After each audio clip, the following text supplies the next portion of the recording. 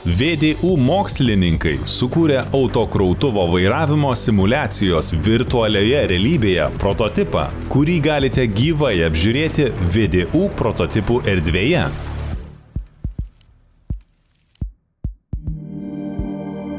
Šiuo virtualios realybės prototipu imituojamos krautuvo vairavimo bei valdymo savybės. Žaidimo tikslas pervežti krovinį iki nurodytos lokacijos, sukurta gamyklos aplinka, kurioje galima judėti valdant krautuvą.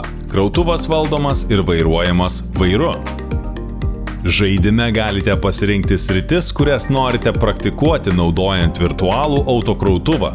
Pasirinkite važiavimą vingiuotu keliu, užsidėkite virtualios realybės akinius ir pasiimkite pultelį. Prieš važiuodami turite atlikti kelis privalomus žingsnius. Pirmiausia, užsisekite saugos diržą. Jį rasite dešinėje pusėje sėdynės apačioje. Norint diržą užsisekti, pulteliu nuspauskite prie saugos diržo sagties esantį žalią tašką. Vėliau atleiskite rankinį stabdį. Stabdžių svirtelę rasite autokrautuvo panelės kairėje pusėje. Atlikę šiuos veiksmus, galite paspausti žalią tašką, kurį rasite dešinėje vairo pusėje, šalia užvedimo raktelio ir užvesti autokrautuvą.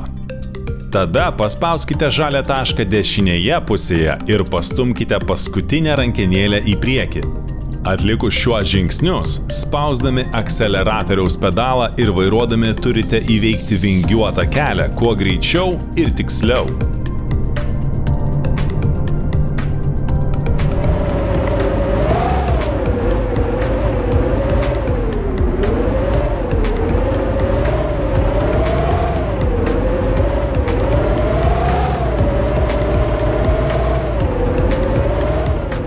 Pasiekus finišą, pamatysite jūsų pasiekto greičio ir atliktų klaidų rezultatus.